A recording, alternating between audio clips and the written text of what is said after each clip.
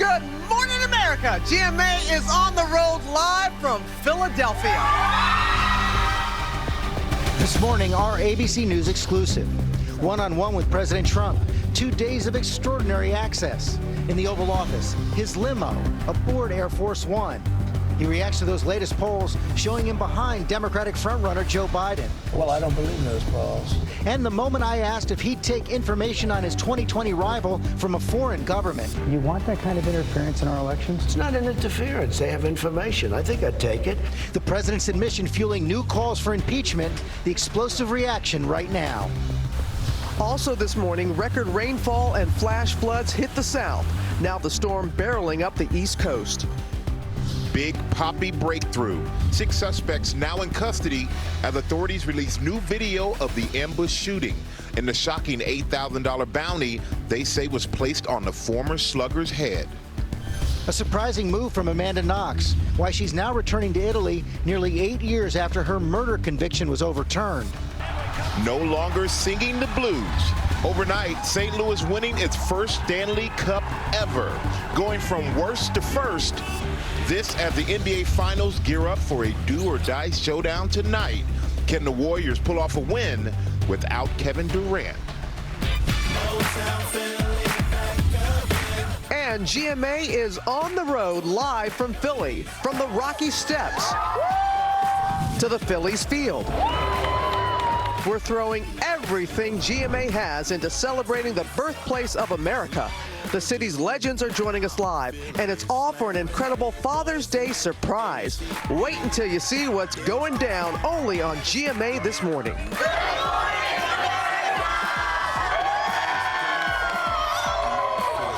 Live from Philadelphia, this is a special edition of Good Morning America.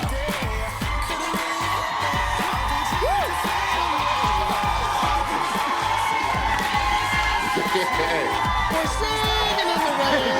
Hey, no more was it. Be careful. Don't hurt yourself. Good morning, Philadelphia! Good morning, America. Oh my gosh, we cannot wait to celebrate that father. We have a lot of fun. We had a lot of fun last night at the Phillies game. Yes, we did. And you know what? I gotta say, we have an incredible audience here this morning. They're sticking it out in the rain. So we want to thank you guys for joining us right outside the famous Philadelphia Art Museum. And take a look at our incredible set. Our crew, they've been working all week long to bring GMA to the heart of Philly. I know. Fantastic for showing up. You had an excuse absence from the game last night. You had a very big interview. Rare access to President Trump. Incredible couple of days, Robin. I spent the last 2 days with President Trump behind the scenes, and access really that no reporter's ever gotten before. Interviews on Air Force One, in the presidential limo, and in the Oval Office. We spent a lot of time together, and he made a lot of news last night, including that remarkable admission that he would accept, he's open to accepting information from a foreign government in the 2020 election. It's already getting an explosive reaction. We had 2 packed days of extraordinary access. It started Tuesday. The president was heading to Iowa. How are you? Good to see you. Thank you. And he invited us on Air Force One. And that famed presidential limo called the Beast. This is some piece of machinery. Oh, this is amazing. And while the president landed in one part of Iowa, Democratic frontrunner Joe Biden in another. Donald Trump is trying to take away your protections for pre-existing conditions. I asked the president about those reports that he's trailing Biden in the polls. Well, I don't believe those polls. There's no way he beats me in Texas. But even your own polls show you're behind right now, don't they? No, my polls show that I'm winning everywhere. I don't know. We've all seen these reports that with 15 out of 17 states, you spent $2 million on a poll and you're behind in 15 out of 17 states. Nobody showed you those polls because those polls don't exist, George. Those polls don't exist. You mean I'm losing in 15 out of 17 states? Those polls don't exist. I just was given a meeting with my pollster, who I frankly don't even believe in pollsters, if you want to know the truth. You just run a campaign, and whatever it is, it is. But I just had a meeting with somebody that's a pollster, and I'm winning everywhere. But the president wanted to know more, so a few seconds later, he asked to go off the record to call his campaign manager. Just call Brad on the phone, and I want to ask him that question, okay? And those polls still on his mind the next morning, when we meet.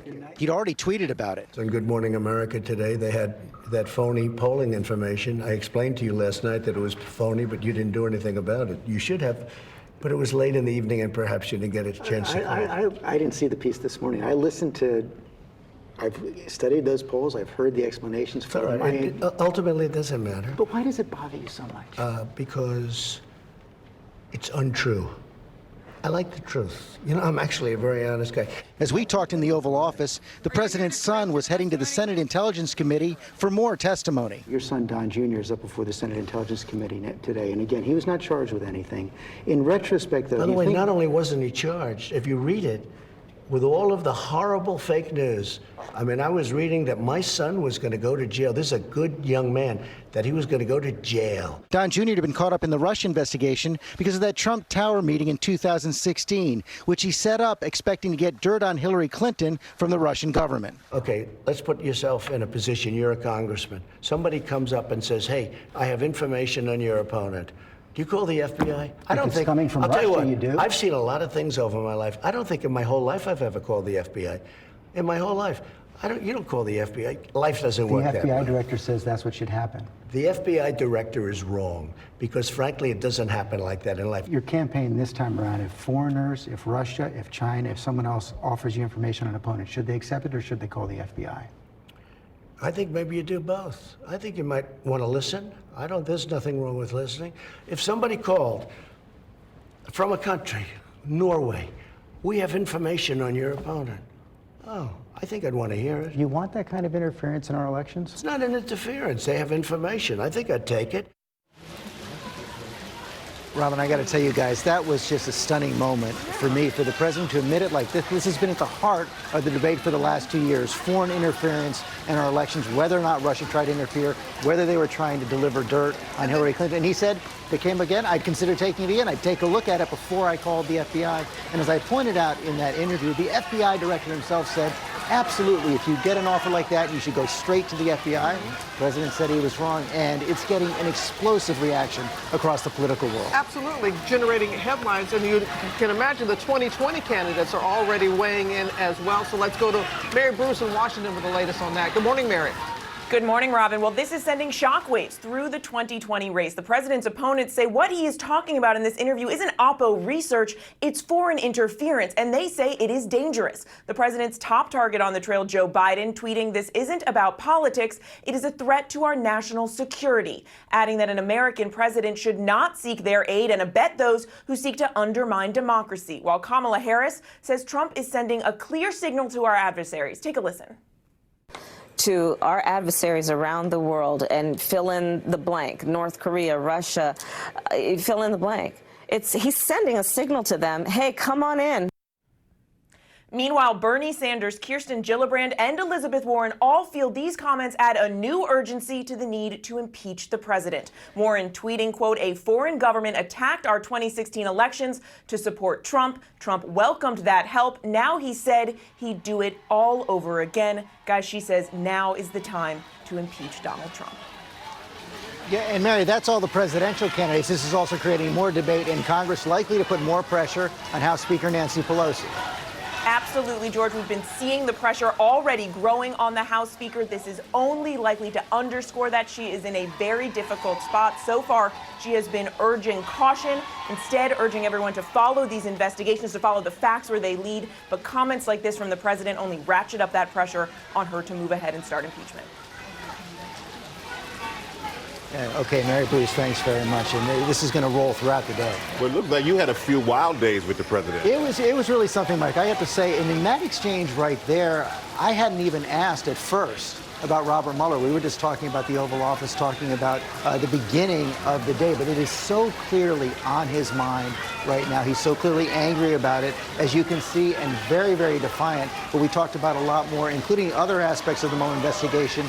Obstruction of justice. The president took questions from me that he wouldn't take from Robert Mueller. We're going to have more on that later. Much more in our next half hour. And also, he revealed something about Air Force One. This is something we have not seen before either. The president has a new design for Air Force One. He showed it to us. Everyone's going to see it later in the show. We will. All right, we're going to go now to that storm that's hitting the East Coast. As we can see it all the rain that's out here with us this morning. And we're going to go to Ginger, who's there on the steps of the museum with the very latest. Good morning to you, Ginger.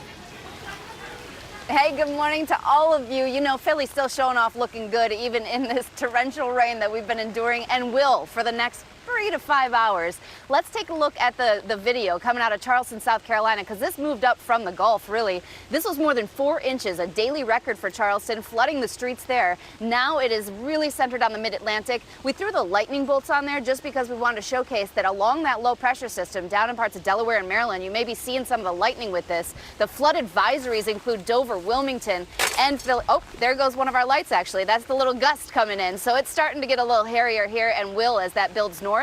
That's today. Then tonight, Robin, we have another shot at thunderstorms from Pennsylvania along the East Coast. But for now, we'll head over back to you.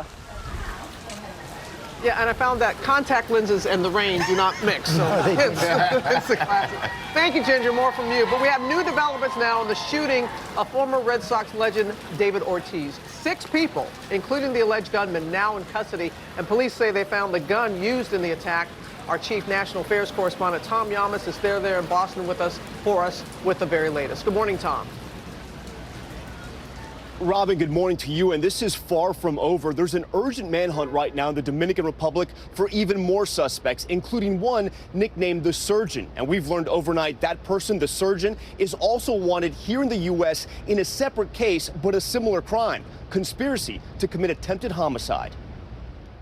This new surveillance video shows just how close David Ortiz came to dying. His assassin in the baseball cap, walking right up to him, shooting him in the back. The single shot sending Ortiz to the floor and clubgoers right out of their seats. And this morning, the alleged gunman, 25-year-old Rolfi Ferreira Cruz, is behind bars. Police say this is the gun he used, holding it up during a news conference where they announced a total of 6 people have been arrested, and they're still looking for more. Investigators say the men agreed to kill Big Papi for less than $8,000. The alleged plan involved these 2 Hyundais parked in front of each other. You can see one man getting out of one of the cars. A motorcycle nearby, the alleged getaway vehicle, shown moments later with 2 men on it driving down the street moments before the ambush. Police say the suspect stalked Ortiz while he was out at the nightclub in Santo Domingo on Sunday night, shooting him while he was outside on the patio. Ortiz, a legend both in Boston, where he played for the Red Sox, and back home in the Dominican Republic. And though police say they know who tried to kill Big Papi, they have yet to say why. Now, Ortiz's wife tells us he is recovering here in the hospital, but he's going to have to maintain himself in the intensive care unit. Fans all week, all around Boston, have been wearing Big Papi jerseys. They tell me they've been praying for the retired slugger, and we can expect as soon as he's better and stronger, likely going to have a big welcome back party at Fenway, George. Looking forward to that. Okay, Tom, thanks very much. Now to that breaking news overseas. The U.S. Navy is rushing to help 2 commercial oil tankers attacked in the Gulf of Oman. This comes amid rising tensions with Iran. So we're going to go to our Chief Global Affairs anchor, Martha Raddatz, for the latest. Good morning, Martha. Good morning, George. The U.S. Navy received 2 separate distress calls this morning, 45 minutes apart, after reports of explosions on the tankers, and then rushed the USS Bainbridge, a guided missile destroyer, to help. It happened in international waters between the coasts of Iran and Oman, near the Strait of Hormuz, that major waterway for the world's oil. This was in the same waters where 4 tankers were sabotaged last month, but the damage from the suspected attack this morning appears to be far more serious. The crew was forced to evacuate from one of the ships, and reports are that at least one of the tankers is on fire. The U.S. blamed Iran for the sabotage of the ships last month, a claim which Iran denied. This attack occurred while Japan's prime minister was meeting with Iran's Ayatollah to ease tensions in the region, but this will surely raise tensions even further. Michael? Definitely tensions will rise. Thank you so much, Martha. And we're going to turn now to that thrilling Stanley Cup final, a moment that was 52 years in the making. The St. Louis Blues winning Game 7, beating Boston, capturing their first championship ever. ABC's Alex Perez in St. Louis, where fans were celebrating late into the night. Hopefully they didn't keep you up, Alex. Good morning. Hey, good morning, Michael. As you mentioned, this has been a moment 5 decades in the making, and to say that people here are happy, that would be a huge understatement. Now, take a look. The St. Louis Blues is celebrating their first ever Stanley Cup title, beating the NHL powerhouse Boston Bruins in a decisive Game 7. The Blues are capping off a comeback for the ages, going from dead last as recently as January to now flying high as hockey's top team. The celebrations among the Blues faithful stretching all the way back home here to St. Louis. Huge crowds packing in to watch the game and celebrate at that final buzzer. But the most touching celebration may have been right on the ice in Boston. The Blues inviting 11-year-old superfan Layla Anderson, who suffers from a rare, life-threatening immune disease, to the game. And after they won, she got to have her own special moment with the cup. The team now making its way back home for the big victory parade. Michael? They're very low. All right, thank you so much. And now Worst to first. Worst to first. Worst to first. That's amazing. Worst to first. Yeah. And watching last night, but in a dominating way with a rookie goaltender who was stopping everything. Really impressive by the St. Louis Blues. Congratulations to them and all their fans. I don't know. We were at dinner at night. You were coming back from D.C. And you kept getting text messages from this man over here because he was watching the Stanley Cup final. And I was watching it alone, Stray. I was looking for you. Well, we kind of kept him a little. Ginger and I, we were having a good time. But you're on your way to Golden State. This is the game tonight, and they don't have Kevin Durant. They do not have Durant. We know about his injury now, but we're going out there. We know it will be the last game in Oracle, but the Warriors hoping it's not the last game of the series. And there'll be a Game 6 in Oakland. No matter the outcome of tonight's game, it'll be the end of an era for the Golden State Warriors. After 47 years, their last game ever at Oakland's Oracle Arena. We're just thinking about enjoying this last show at Oracle. We're about to give our fans. Down 3-2, they'll have to make this last stand without superstar Kevin Durant, who confirmed, in fact, he ruptured his Achilles in the Warriors' nail-biting victory in the North. On Wednesday, he posted this photo from his hospital bed saying, "Surgery was today and it was a success." Adding, "I wanted to help my teammates on our quest for the three-peat. I'm proud that I gave it all I physically could. I know my brothers can get this Game 6, and I'll be cheering with Dub Nation while they do it." Steph Curry vows to step up. Like Clay said, to protect our home court, feed off our crowd's energy, play for K, and try to keep our season alive. Now Golden State has one more chance to put on a show for the home crowd in Oakland and stave off elimination and possibly get to a Game 7 back in Toronto. I expect our fans to be the loudest they've ever been, especially in the name of Kevin and, you know, bringing his type of spirit he would bring to the fight and the competitiveness.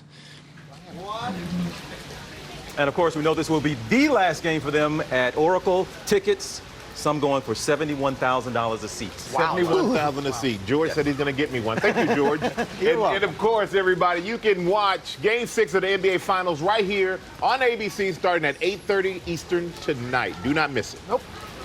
Don't miss it. Ahead, we've got surprising news from Amanda Knox. She's returning to Italy nearly 8 years after being acquitted of murder. But first, let's get back to Ginger, who has a guest with her. Yes. Karen! Can I introduce you all to Karen Rogers from Hello, the Karen. We brought our heels in a bag because we're not doing it. We're all boots this morning. That kind of day. We are so happy you're here with us. I'm happy to be here. All right, we got much more coming up here, but we've got to get...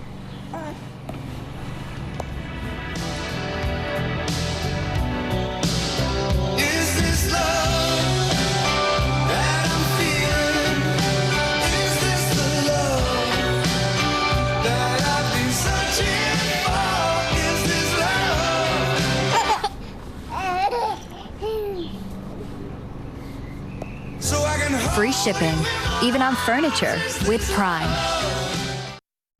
Budget some extra time on your Friday Eve here. We've got widespread rain changing over to more shower activity by 10 o'clock this morning. 60s for temperatures this morning, mid-70s this afternoon. After about 3-4 o'clock, expect some scattered thunderstorms, some of which could bring some high wind, maybe even some hail to the area. On the other side of it all, tomorrow morning starting out cool. We're breezy. The high Friday 78, 85 on Saturday, looking good and feeling good, and then a little sticky on Sunday with a few afternoon storms. Here, Pete, and I haven't heard He Matt. knows. Hi, I'm Christina Stumble, and I founded Farm Girl Flowers. What started at my dining room table has grown into a serious operation. That's why I chose the Spark Cash Card from Capital One. With unlimited 2% cash back on everything I buy, why wouldn't I get this card? I redeemed